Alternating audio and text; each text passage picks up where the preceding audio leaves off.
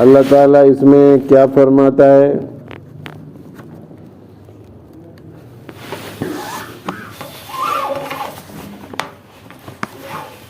فرماتا ہے اللہ تبارک و تعالیٰ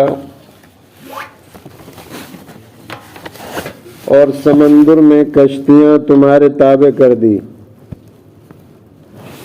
کتنی بڑی بڑی کشتیاں کئی ہزار آدمیوں کو لے کر کے چلتی ہیں. اللہ تبارک و تعالیٰ نے وہ انسان کے تابع کر دی. آپ جس طرف جانا چاہتے ہیں وہ کشتیاں آپ کو لے کر وہیں جائیں گی. سمندروں کا سفر آپ کے لیے اللہ نے کتنا آسان کر دیا، یہ سوچنے کی بات ہے.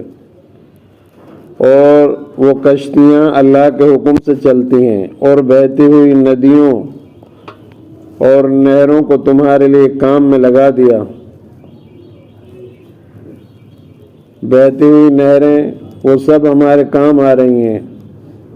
کسی کا پانی استعمال کرتے ہیں تو کسی سے اپنی فصلوں کو اگاتے ہیں. تو یہ بہتی ہوئی نہریں ندیاں سب ہمارے لیے کام کر رہی ہیں. انسان کے لیے اللہ نے ان کو کام میں لگا دیا. اور اللہ فرماتا ہے سورج اور چاند کو تمہاری ضرورتوں کی تکمیل کے لیے مقرر کیا. چاند اور سورج کو اللہ تبارک و تعالیٰ نے ہماری ضرورتوں کے لیے لگا رکھا ہے، وہ ہمارا کام کر رہے ہیں. چاند اور سورج کے ذریعے سے ہم جو ہیں اپنے دن اور تاریخوں کا پتہ چلاتے ہیں، مہینوں کا پتہ چلاتے ہیں. اور سورج ہماری ضرورتیں پوری کر رہا ہے، جو ایک ضابطہ پر مسلسل چل رہے ہیں. چاند اور سورج ایک ضابطے پر چل رہے ہیں، کبھی آپس میں ان میں ٹکراؤ نہیں ہوتا. یہ اللہ کے حکم سے کام کر رہے ہیں. چاند اور سورج پر اللہ نے فرشتوں کو لگا دیا، جہاں سے ان کو کام کرنا ہے، نکلنا ہے روزانہ وہیں سے نکلیں گے، جہاں جا کر چھپنا ہے وہیں چھپیں گے. کبھی آپ نہیں دیکھیں گے کہ کوئی تغیر اور تبدل ان میں کر دی گئی ہو. کسی آدمی کے کہنے سے یہ کام نہیں کرتے، یہ رب العالمین کے کہنے پر کام میں اپنے میں مصروف ہیں اور لگے ہوئے ہیں. ان باتوں میں ہم غور کیا کریں کہ اللہ نے یہ کائنات ایسے ہی نہیں بنائی، ہمارے فائدے کے لیے بنائی ہیں. موسموں کی تبدیلی، کبھی گرمی آتی ہے تو کبھی سردی آتی ہے. گرمیوں کے پھل الگ ہیں، سردیوں میں میوہ جات کی بہتات ہو جاتی ہے، پھل اور آ جاتے ہیں. تو ان ساری چیزوں میں غور کریں. یہ زمین کے اندر کوئی تاثیر تھوڑی ہے، اللہ کے حکم سے سیب اور اخروٹ اور بادام اور کشمش سب اللہ کے حکم سے نکلتی ہے. بہرحال اللہ تبارک و تعالیٰ فرما رہے ہیں کہ ہم نے ایک ضابطے پر مسلسل یہ لوگ جو ہے یہ چاند اور سورج چل رہے ہیں، اور رات اور دن کو بھی تمہارے کام میں لگا دیا. دن آتا ہے، رات کے اندر سے اللہ تبارک و تعالیٰ دن کو نکالتا ہے اور دن میں سے پھر رات کو لے آتا ہے. دن کو کام کاج کرو، آپ جد و جہد کرو، محنت کرو، تجارت کرو، آفس جاؤ، منڈی جاؤ، بازار جاؤ، تجارت کرو. اور رات میں اندھیرا، رات کی تاریکی کا وہ دنیا کو ڈھانپ لیتا ہے تاکہ تم اس میں سکون اور آرام اپنے اپنے گھروں میں حاصل کر سکو. یہ رات اور دن بڑی بڑی نشانیاں ہیں، روزانہ آتے ہیں، روزانہ جا رہے ہیں.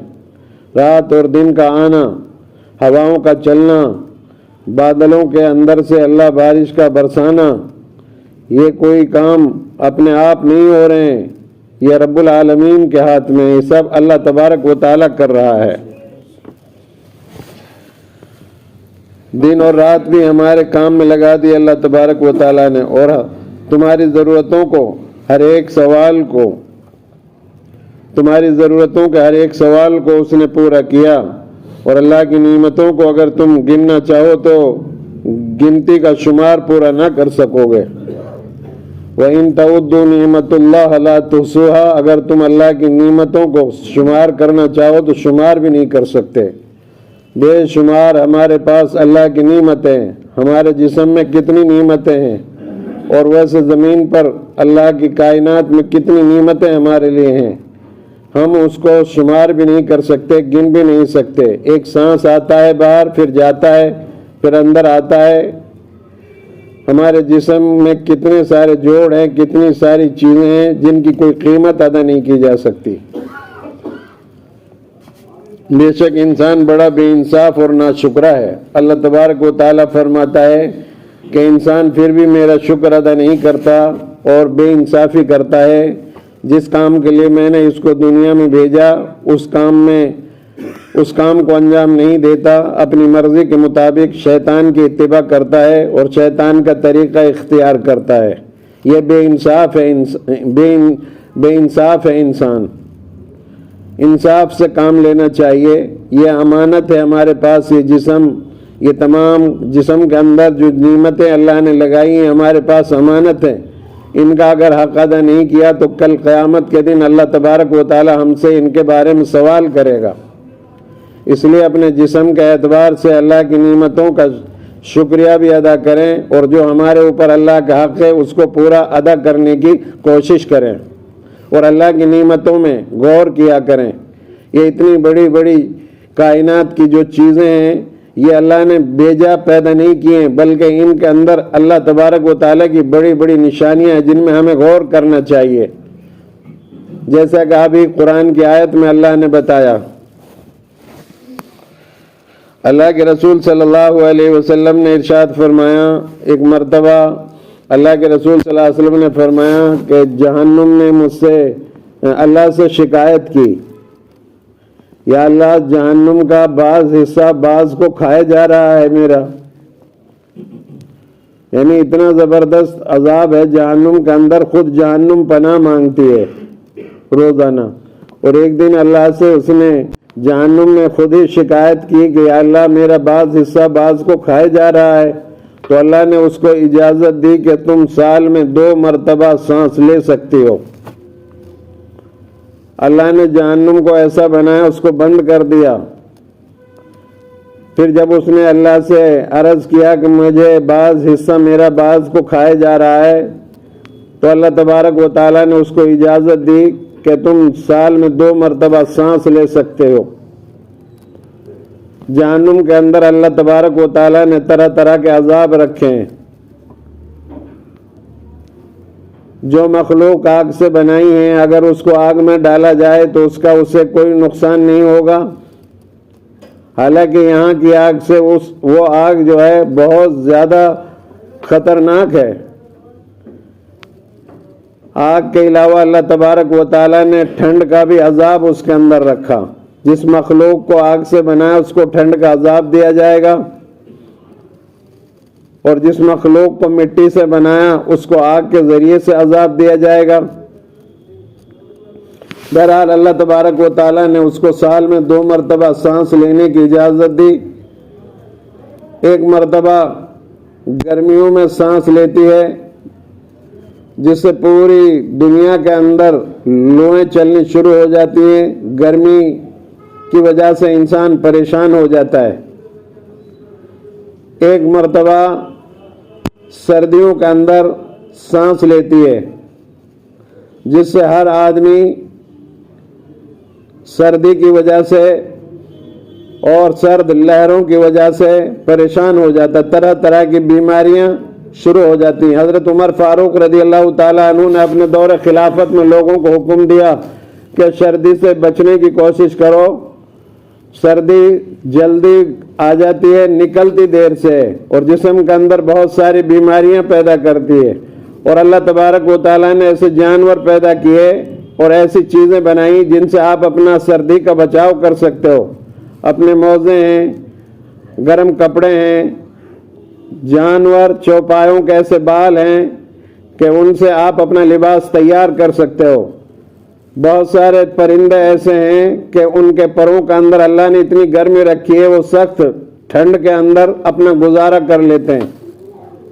تو اللہ کی نعمتیں دیکھیے، اللہ تبارک و تعالی نے ہر طرح کی سہولت انسان کے لیے فراہم کی ہیں، تو ہمیں اللہ کا شکر ادا کرنا چاہیے۔ بہرحال ہمیں چاہیے کہ ہم اللہ کے ان نعمتوں کا شکریہ ادا کرتے رہیں۔ حضرت ابو ہریرہ رضی اللہ تعالیٰ عنہ فرماتے ہیں کہ رسول اللہ صلی اللہ علیہ وسلم نے ارشاد فرمایا، کیا تمہیں میں ایسا عمل نہ بتلاؤں جس کے ذریعے سے اللہ تبارک و تعالیٰ گناہ معاف کر دے اور درجات بلند کر دے؟ صحابہ نے عرض کیا، یا رسول اللہ صلی اللہ علیہ وسلم ضرور بتلائیے۔ آپ صلی اللہ علیہ وسلم نے ارشاد فرمایا، سردی وغیرہ کی مشقت اور ناگواری کے باوجود کامل وضو کرنا۔ سردی کے موسم میں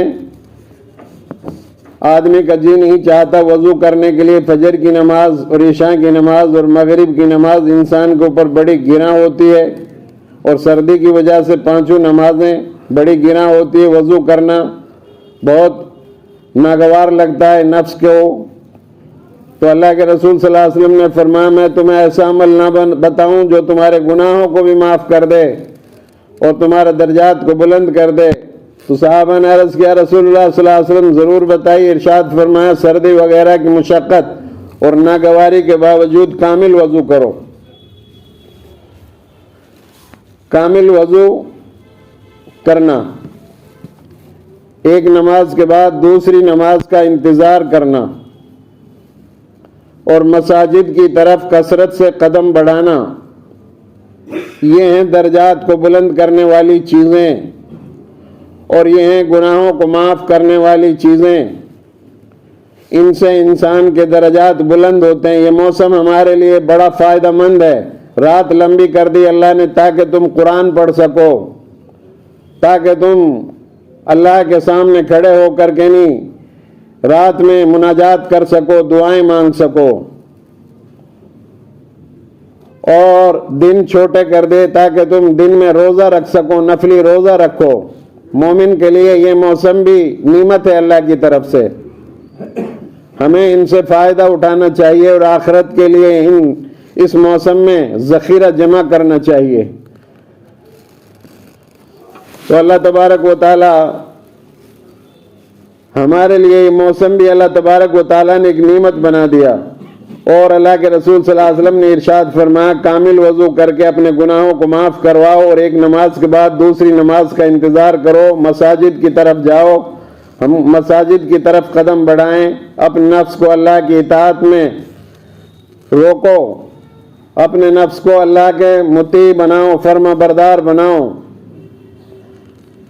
نفس اور شیطان کے شر سے اللہ کے رسول صلی اللہ علیہ وسلم پناہ چاہا کرتے تھے، تو اپنے نفس کو ہم اپنے کنٹرول میں رکھیں، مرضی کے مطابق نہ چلیں، ہمارا نفس کنٹرول میں آ جائے اور ہم جو ہے اللہ اور اس کے رسول کے حکم کے مطابق زندگی گزارنے لگ جائیں، تو یہ ہے وہ چیز جن سے ہمارے گناہ اللہ معاف کر دے گا، جن سے ہمارے درجات کو اللہ بلند کر دے گا۔ یہ وہ چیزیں اللہ کے رسول صلی اللہ علیہ وسلم نے ہم کو بتائی۔ اسی طرح ایک دوسری حدیث اللہ کے رسول صلی اللہ علیہ وسلم کی ہے۔ اللہ کے رسول صلی اللہ علیہ وسلم نے فرمایا، جس شخص نے کسی مسلمان کی دنیاوی پریشانیوں میں سے کسی پریشانی کو دور کر دیا، اللہ تعالیٰ اس کی قیامت کی پریشانیوں میں سے بعض پریشانیاں دور فرما دے گا، اور جس شخص نے کسی تنگ دست پر آسانی کی، اللہ تعالیٰ دنیا اور آخرت میں اس پر آسانی کرے گا۔ سردی کا موسم جیسے چل رہا ہے، اس میں جو آسائش والے ہیں، جو اہل ثروت لوگ ہیں، انہیں چاہیے غریبوں کی مدد کریں، ان کا گرم اور ٹھنڈ سے بچنے کا انتظام کریں، اور لوگوں کے لیے آسانیاں مہیا کریں، تو اللہ تبارک و تعالیٰ آخرت کے دن ہماری پریشانیوں کو دور فرما دے گا۔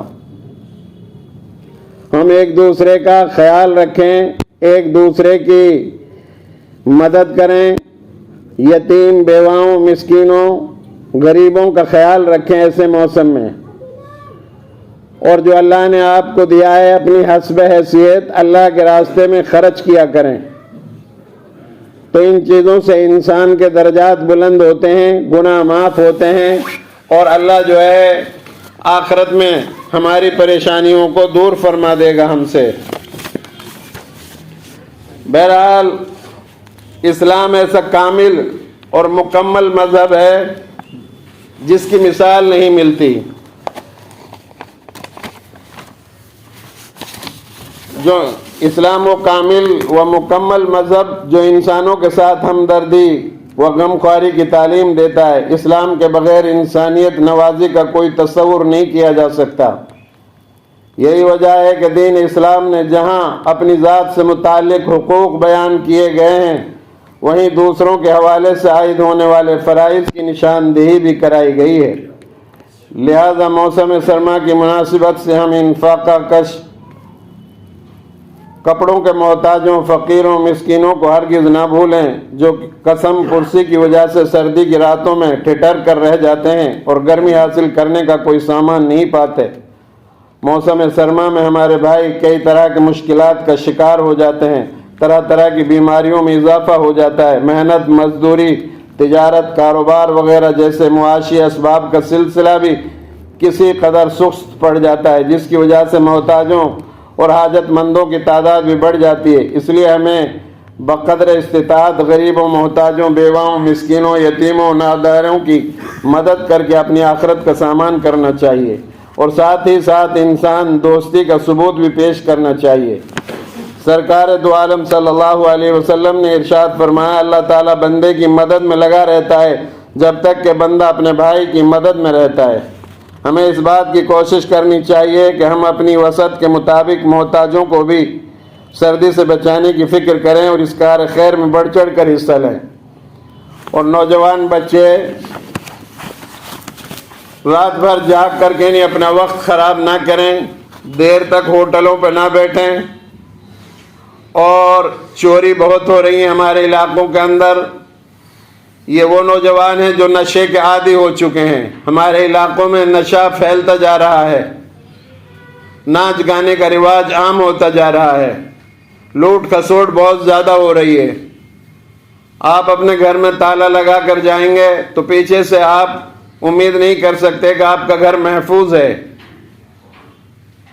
یہ وہ نوجوان بچے ہیں ہمارے، کوئی وہاں غیر مسلم نہیں آتا چوری کرنے کے لیے، جو نشے کے عادی ہو چکے ہیں، جن کو شراب چاہیے، جن کو بیڑی، سگریٹ، گٹکا، پان کی ضرورت ہے، وہ چوری کرتے ہیں۔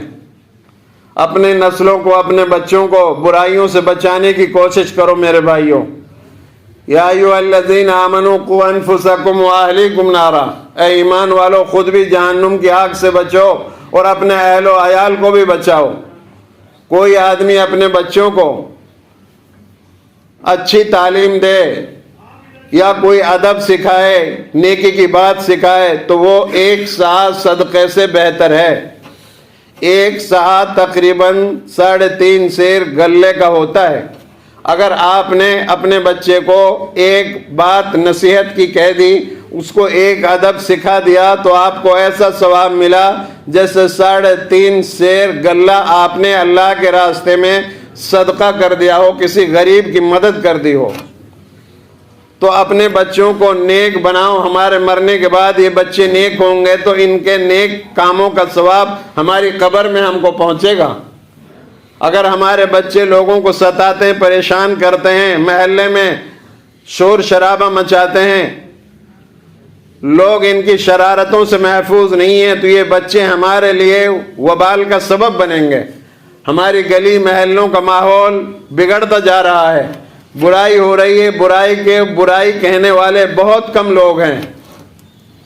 شراب کے عادی ہوتے جا رہے ہیں، بد اخلاقی ہمارے یہاں عام ہوتی جا رہی ہے، چوریاں ہو رہی ہیں، بے پردگی کا کوئی انتہا نہیں رہی، جوا اتنا عام ہو چکا ہے، گھر گھر میں برائیاں ہیں۔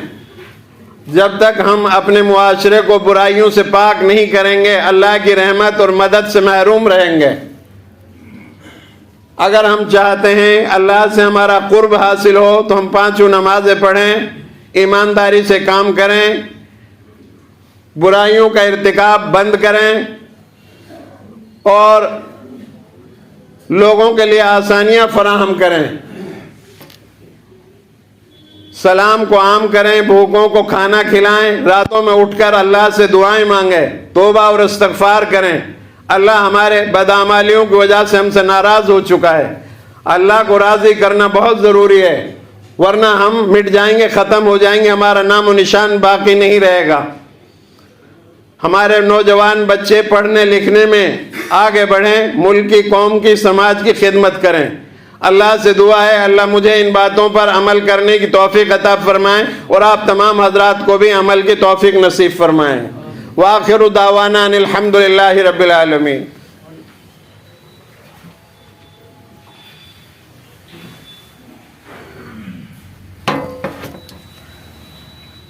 مل کر بیٹھ جائیں، بیچ میں ذرا بھی جگہ خالی نہ ہو، ایک دوسرے کو اپنی بازوؤں میں جگہ دیں۔